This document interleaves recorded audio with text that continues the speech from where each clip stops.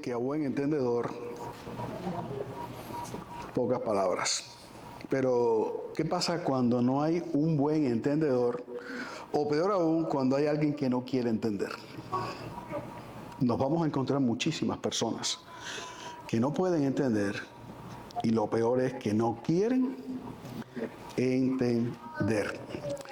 Cuando te encuentres con una persona así, recuerda que no va a bastar con las pocas palabras, sino que va a bastar con poderosos argumentos, contundentes argumentos, para traer luz a aquel que en sus tinieblas, que no le permite entender, ver la clara luz del Evangelio de Jesucristo. Eso es precisamente lo que quiere hacer Pablo en Romanos capítulo 3, versículos del 1 al 8, con un imaginario interlocutor judío que se opone a aceptar el mensaje que lo acusa, pero que también le declara que solo la fe en el Evangelio de Jesucristo le puede justificar delante de Dios. Les invito a leer Romanos capítulo 3, versículos del 1 al 8. Romanos 3, del 1 al 8. Y recuerden que el propósito de Romanos, si no lo conocen, es traer a la obediencia a la fe a toda persona, al Evangelio de Jesucristo. Para eso es que se escribe el libro de Romanos. Para traer, para alcanzar, para unir a la obediencia de la fe a gente de todo pueblo, de toda lengua, de toda nación. Por eso es que también incluye a los judíos. Romanos capítulo 3, versículos del 1 al 8. Dice así: ¿qué ventaja tiene pues el judío? ¿O de qué aprovecha la circuncisión?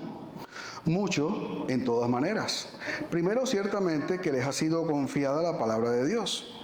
Pues que si algunos de ellos han sido incrédulos, ¿su incredulidad habrá hecho nula la fidelidad de Dios?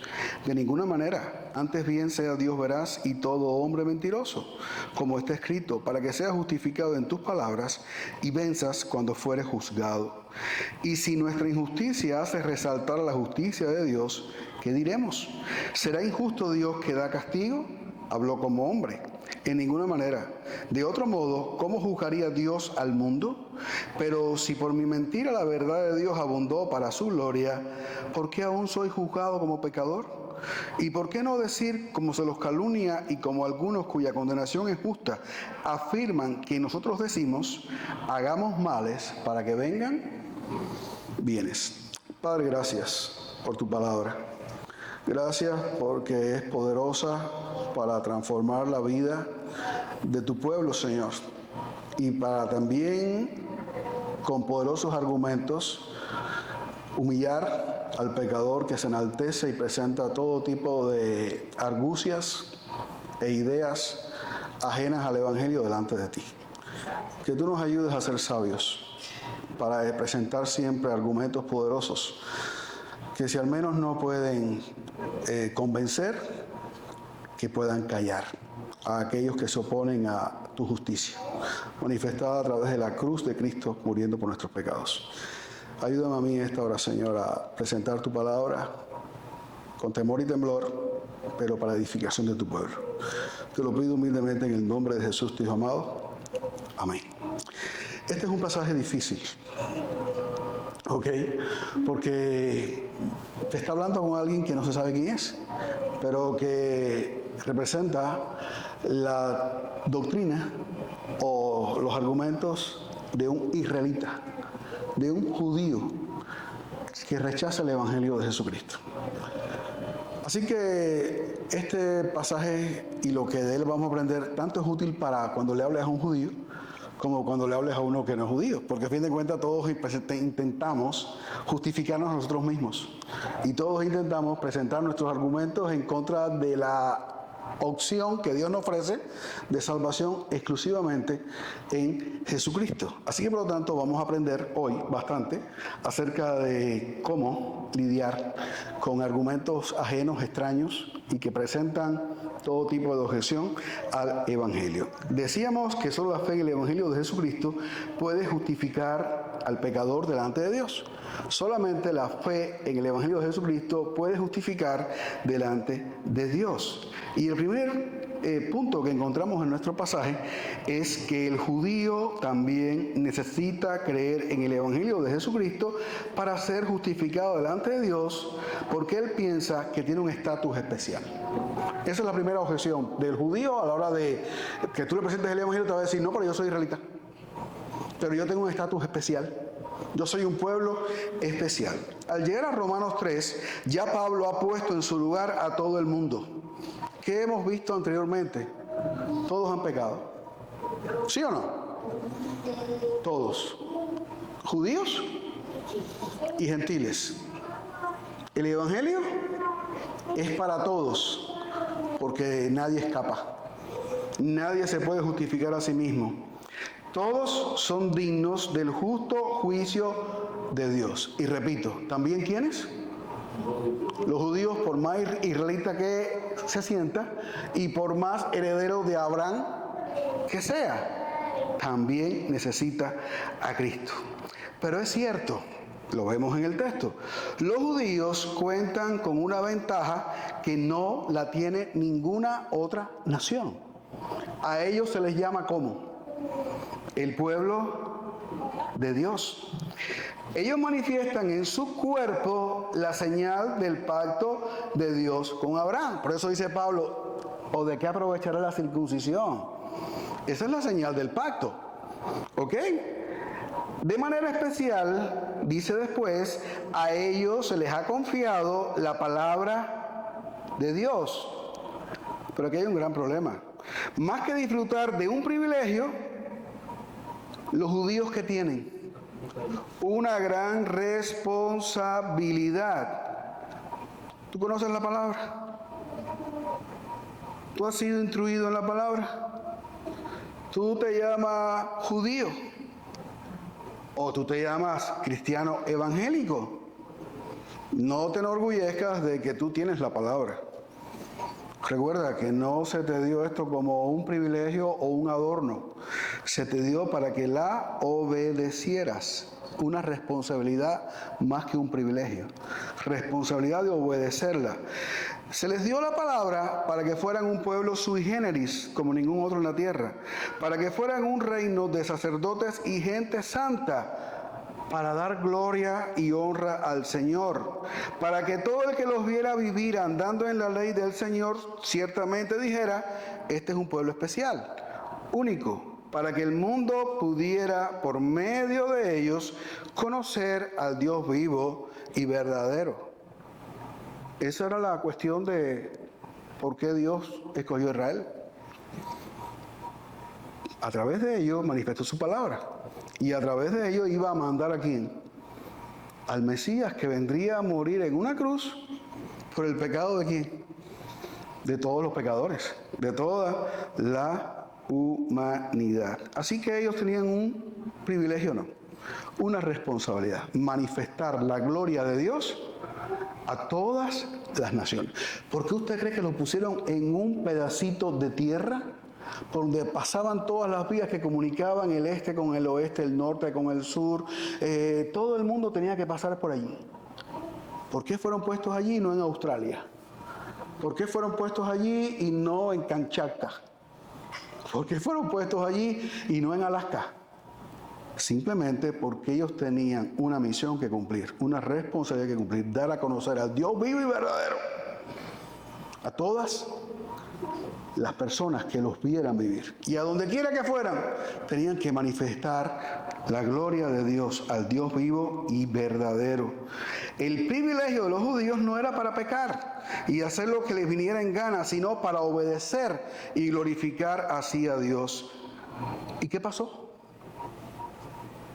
¿Qué fue lo que pasó? Los voy a meter a celos con un pueblo que no es pueblo. ¿Saben por qué? Porque ellos se destacaron, en vez de por glorificar a Dios, por hacer lo incorrecto, por hacer lo malo. Se destacaron por pecar. Se envanecieron y no se dieron cuenta que el llamado de Dios no fue a ocupar una posición especial, sino a realizar una tarea especial, y fallaron. ¿Quién falló? La nación entera. Todos fallaron, desde David, el más grande de los reyes, hasta el más pobre y miserable de los habitantes de Israel. Todos pecaron, todos fallaron, ninguno dio en el blanco. Y es por eso que los judíos tendrán que dar cuentas también delante de Dios, pues en vez de constituirse en una nación santa, en vez de corresponder al propósito de Dios, se convirtieron en una nación impía, de la cual Dios, por medio del profeta Isaías, que exclamó: este pueblo de labios me honra, mas su corazón está lejos de mí. ¿Por qué la historia de rechazo? ¿Por qué la historia de expulsión? ¿Por qué la historia de esparcirse por sobre toda la tierra? Porque Dios le dijo: si me bendices, tendrás la tierra. Pero si no me obedeces, ¿qué va a pasar? Te echaré de esta tierra a todos los pueblos y a toda la gente, y serás de vergüenza. Y se cumplió, porque no obedecieron la palabra del Señor. ¿Te das cuenta? Tienen un privilegio, pero no para hacer lo que ellos quieren, sino para hacer la voluntad de Dios, y fallaron en hacerla. La palabra de Dios les revelaba a ellos al Dios soberano en todos sus perfectos atributos morales y naturales. Pero el propio Dios se queja de ellos diciendo: mi pueblo pereció porque le faltó ¿qué cosa? Pero no porque no les diera Dios conocimiento, o no les diera luz, o no tuvieran la revelación, sino porque no les importó la revelación de Dios. Y porque además sus sacerdotes y sus maestros no les manifestaron la verdad de Dios, sino que lo llenaron de leyes extrañas, ajenas, ficticias, falaces, que los desviaron por otro camino. Le fue dada la palabra para que se convirtieran, para que le conocieran, pero fue en vano. ¿Cuántos han leído la oración de Nehemías pidiendo perdón? ¿Por qué? Echados a Babilonia 70 años. Cuando regresaron a restaurar las cosas, no sabían ni dónde estaba el libro de la ley. Hasta que lo encontraron, y cuando Nehemías vio en el libro todo lo que Dios decía, se arrepintió, lloró y pidió perdón a Dios. Lo mismo hizo Esdras.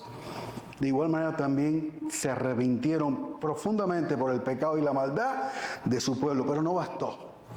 Porque aún estos grandes hombres, habiendo conmocionado a la nación, habiéndose arrepentido y habiendo traído al pueblo al arrepentimiento, después volvieron nuevamente a prostituirse, a desviarse y apartarse del Dios vivo y verdadero. Con todo su maravilloso historial y su terrible fracaso, no había pueblo más preparado para recibir la justificación por la fe revelada en el Antiguo Testamento que ellos. Cuando uno lee Génesis 15, versículo 6, ¿qué encontramos en este versículo del primer libro de la Biblia? Génesis 15, versículo 6, dice de la siguiente manera: y creyó a Jehová y le fue contado por justicia. ¿De quién está hablando? De Abraham, que le dijo: sal de tu tierra y de tu parentela a la tierra que yo te mostraré. ¿Y qué hizo Abraham? Creyó y fue justificado porque creyó. ¿Cómo es la justificación? ¿Por guardar? ¿Por cumplir? ¿Por hacer? No, es por fe. Creerle a Dios, obedecerle a Dios con fe. Y así es como tú vas a ser justificado, no por ser parte de un pueblo especial, no por ser parte de una nación especial, es que vas a ser justificado. Serás judío, serás un ferviente religioso de cualquier religión, serás descendiente de pastor, nacido en un banco del templo o en Jerusalén. ¿Sabes una cosa? Necesitas creer en el Evangelio de Jesucristo para ser justificado delante de Dios. No te engañes, podrás haber nacido en esa silla o aquí arriba, necesitas creer en el Evangelio de Jesucristo para ser justificado. Podrás haber organizado una iglesia aquí, allá y 25 más. Necesitas creer en el Evangelio de Jesucristo para ser justificado. Así Pablo vence el primer argumento falaz de un imaginario judío. Vamos al segundo. El judío también necesita creer en el Evangelio de Jesucristo para ser justificado delante de Dios, porque él piensa que la fidelidad de Dios ha sido anulada por la incredulidad de algunos judíos.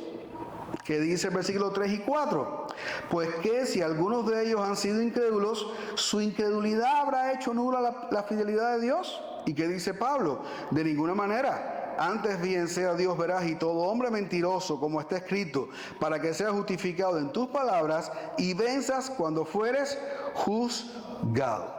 Tal parece decir este judío imaginario, que él es fiel y que Dios ha sido infiel, porque lo ha metido en el mismo saco con los que han sido, ¿qué cosa? Incrédulos. Pero no, yo soy bueno. La pregunta lleva una contundente respuesta: no, de ninguna manera. Claro que nada ni nadie hará nula la fidelidad de Dios, ni el pecado de pocos, ni el pecado de muchos, que en este caso se maximiza, pues no había sido incrédulo unos pocos, sino ¿quién? La nación entera fue incrédula. Todos fueron incrédulos. ¿Ok?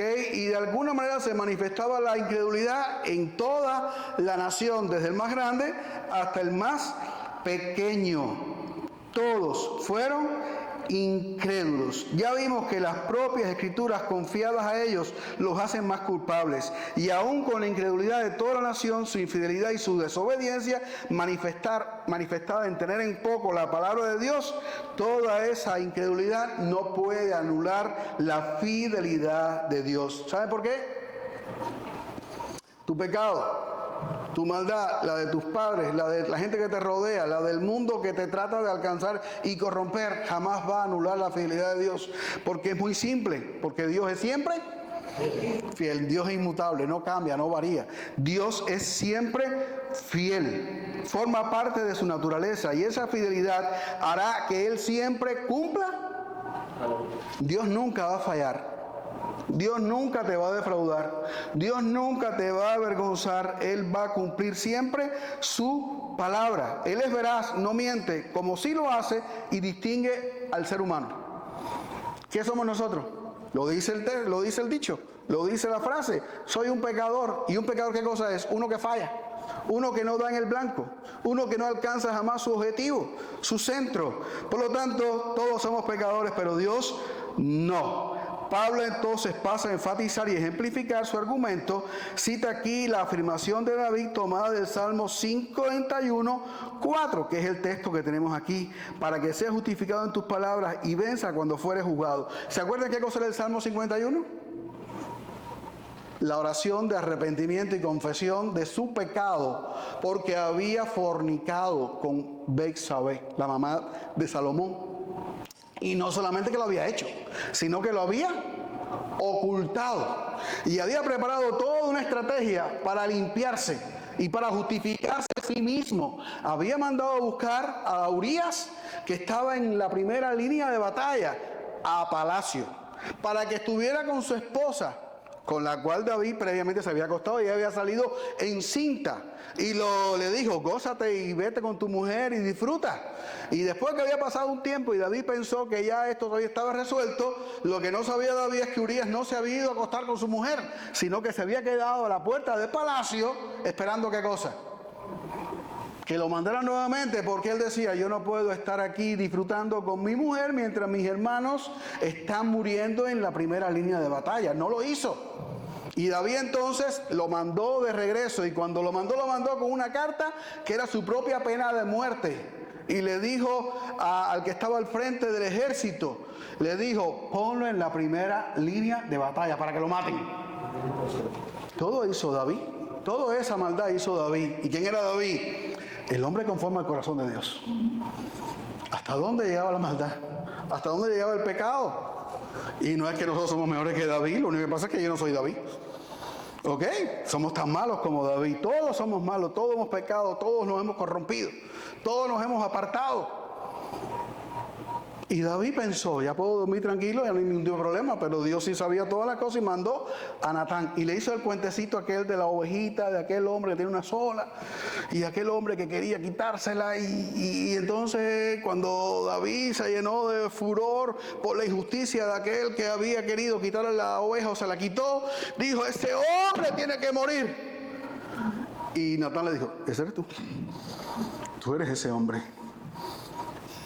Y salió a la luz su pecado y su maldad. Y entonces vino el Salmo 51. Arrepentido David dijo, para que seas justificado en tus palabras y venzas cuando fueres justo. Todos somos infieles. Todos somos desleales. Todos somos pecadores. Todos nos hemos desviado. Todos nos hemos apartado. Todos merecemos la muerte. Así que Dios es justo en castigar, porque ciertamente Él pecó y como Él, la nación. Adán le echó la culpa a Dios por su pecado. La mujer que me diste. Por eso lo hice, porque me diste a esa mujer y me engañó. Y yo comí. ¿Ok? Y David, el rey de Israel, uno de los más grandes hombres de la historia, una vez confrontado, reconoce su culpabilidad. No hizo como Adán. No se justificó ni culpó a Dios o a otra persona. David manifestó que Dios es justo cuando juzga en base a su palabra. ¿Con qué juzga Dios? Con su palabra, que es su norma.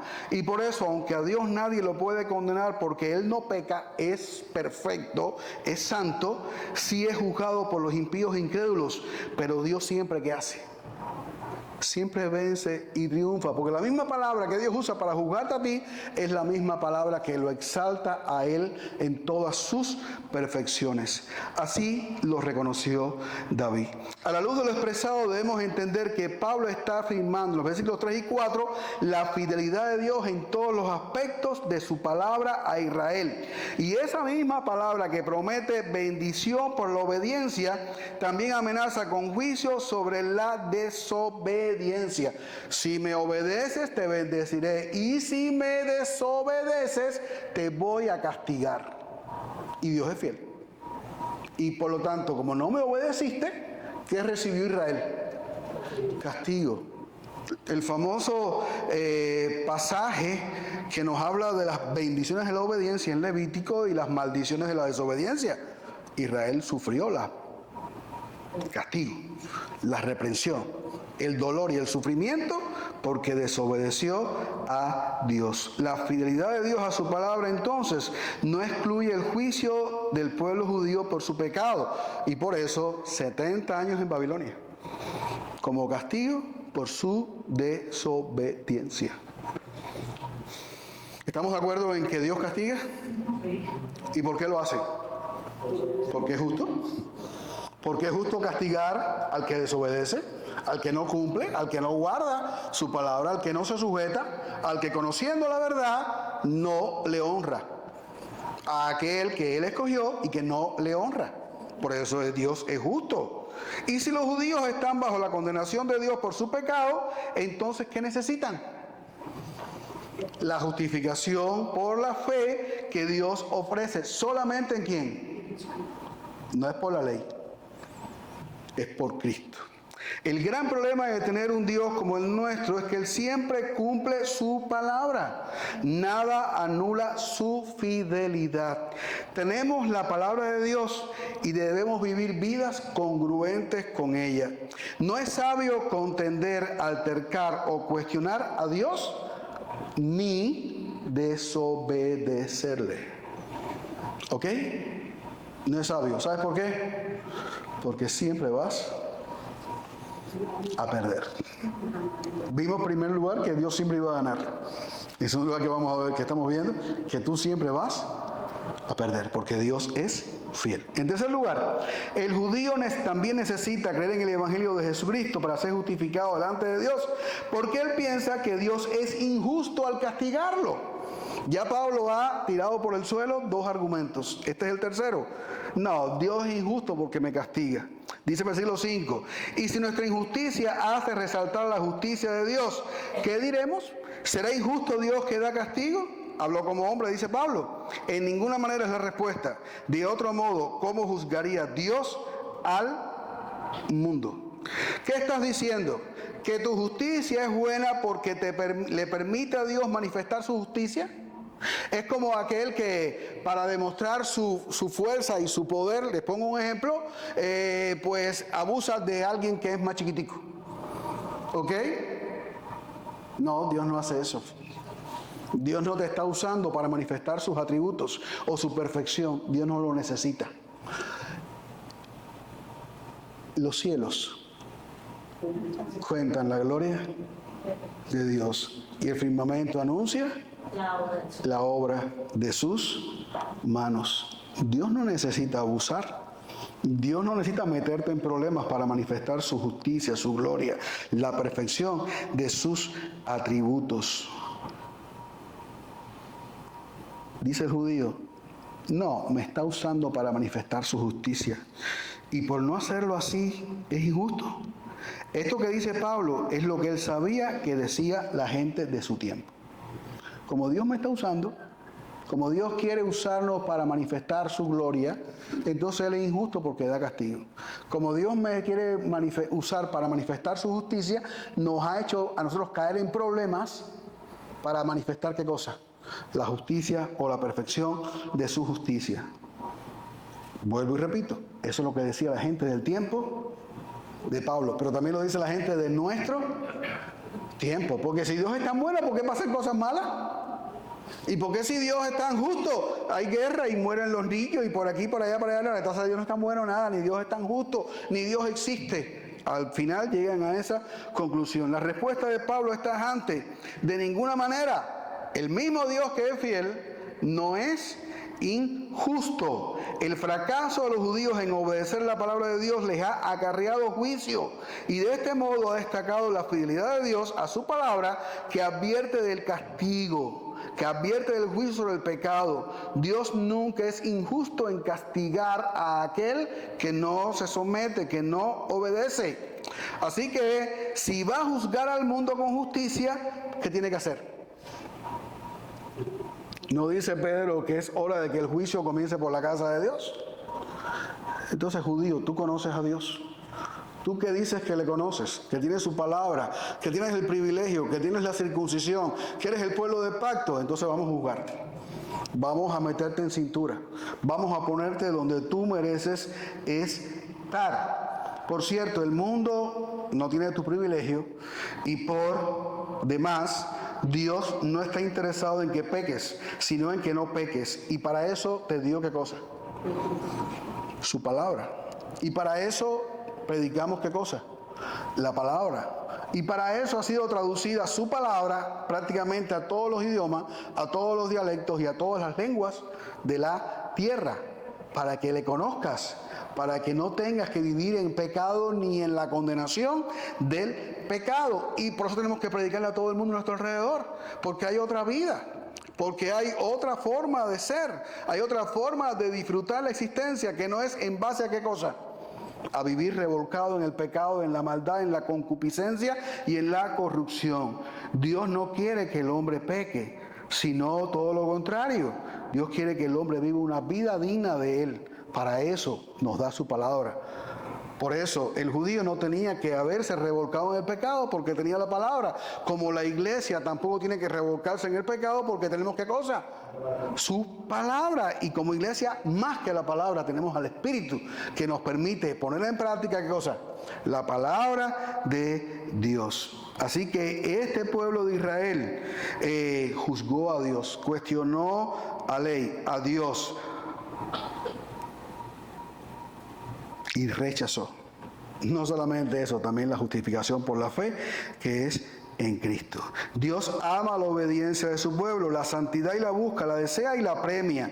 Decir o dar a entender que Dios es injusto porque castiga es la más grande injusticia que alguien que pretende conocer a Dios pueda cometer. Dice el Salmo 103, 8 al 14. Salmo 103, 8 al 14. Dice de esta manera.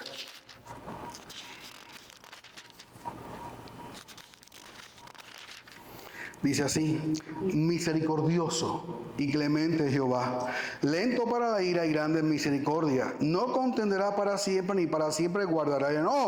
No ha hecho con nosotros conforme a nuestras iniquidades, ni nos ha pagado conforme a nuestros pecados. Porque como la altura de los cielos sobre la tierra, engrandeció su misericordia sobre los que le temen. Cuanto está lejos el oriente del occidente, hizo alejar de nosotros nuestras rebeliones.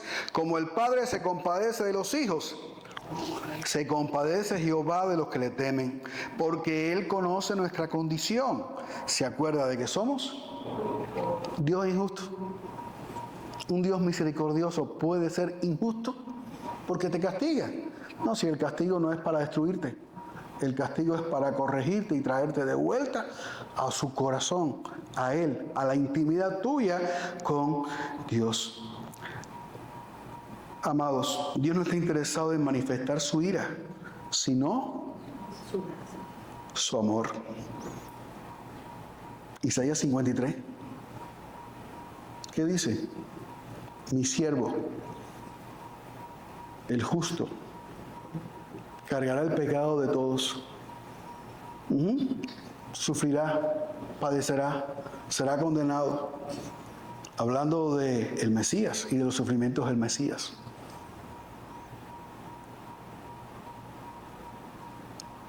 ¿Puede Dios ser injusto cuando pone a su Hijo en una cruz en nuestro lugar? El justo muriendo por los injustos, el bueno por los malos, el santo por los impíos. ¿Puede Dios ser injusto? De ninguna manera. Por eso Pablo dice, de ninguna manera. No te esfuerces en hacer el mal, sino el bien, que es lo que en realidad Dios exalta.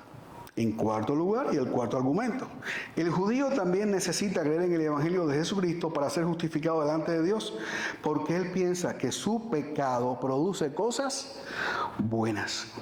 Dice acá, terminando la porción de Romanos, dice el versículo 7 y el 8, pero si por mi mentira la verdad de Dios abundó para su gloria, ¿por qué aún soy juzgado como pecador? ¿Y por qué no decir, como se los calumnia y como algunos cuya condenación es justa afirman, que nosotros decimos, hagamos males para que vengan bienes? Pablo ha sido acusado de predicar una doctrina que conduce a la siguiente conclusión. Hagamos males, ¿para qué? Para que vengan bienes. Pecar, dicen esos, es bueno, porque hará que Dios lo convierta en bienes.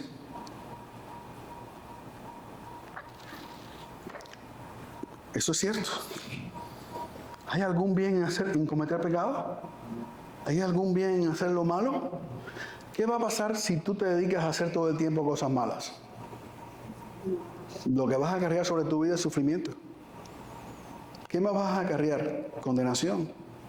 Aún de entre los hombres, ¿qué vas a recibir? Justicia, prisión, cárcel, muerte. No hay ningún bien en hacer el mal. No hay ningún premio por hacer lo malo, ni delante de los hombres ni delante de Dios. Aún por más ciego que puedan ser la gente a tu alrededor, tu pecado va a salir.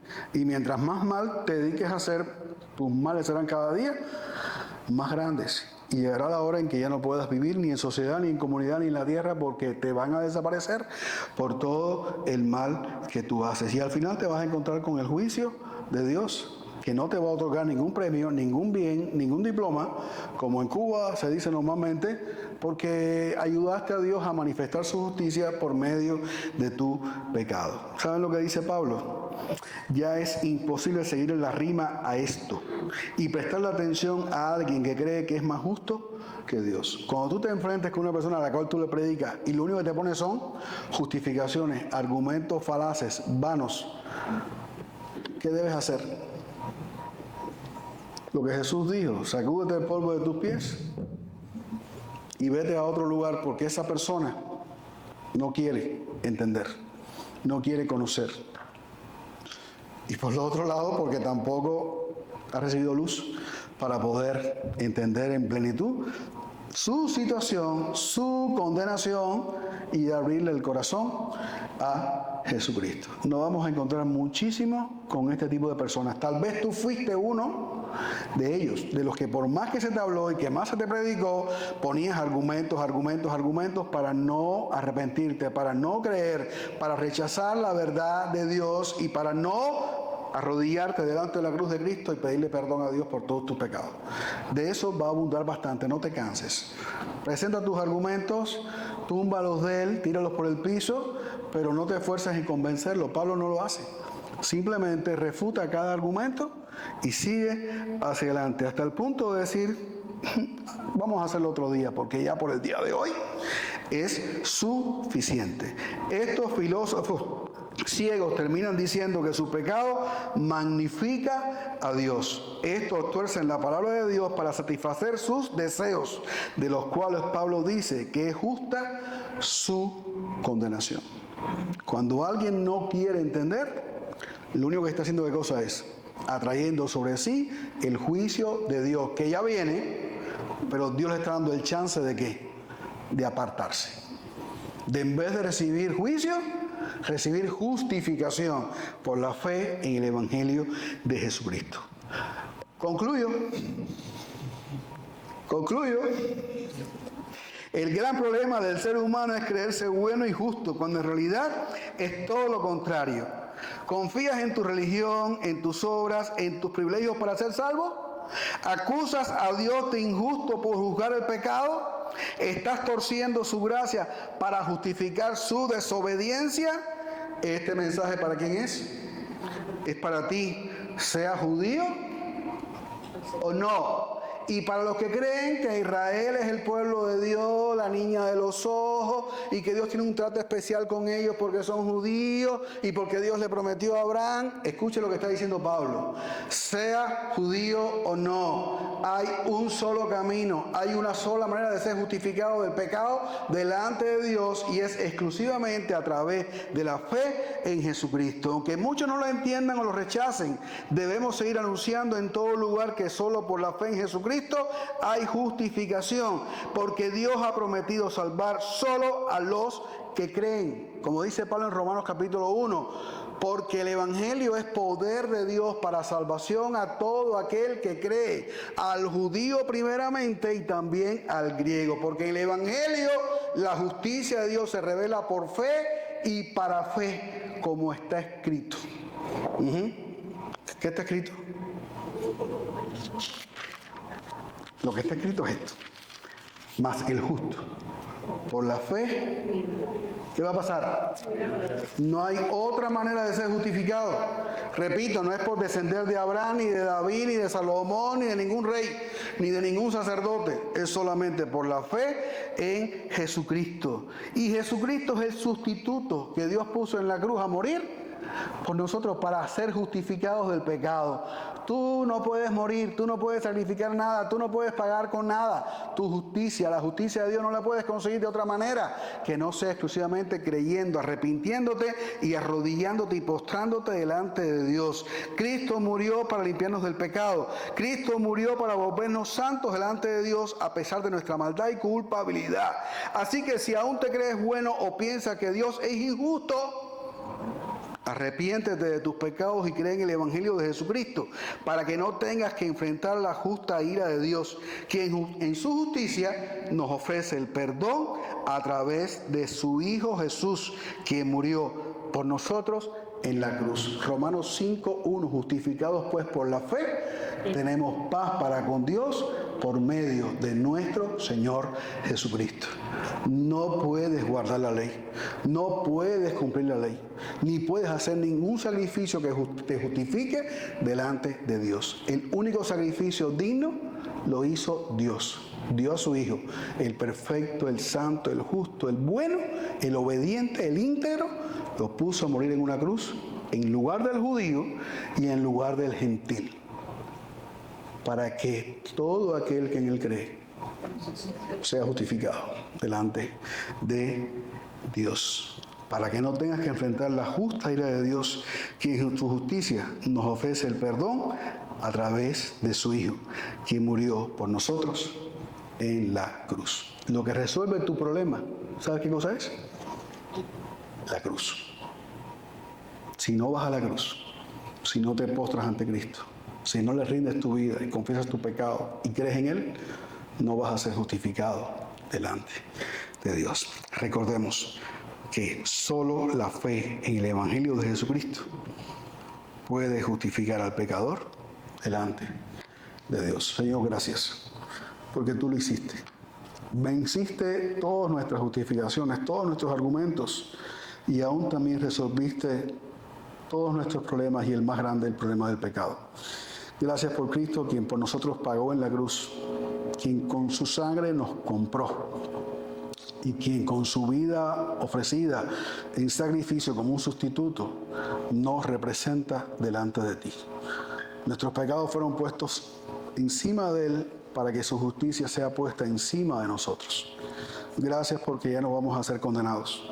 Gracias porque ya no tendremos que pagar por nuestras culpas, porque Él pagó en nuestro lugar.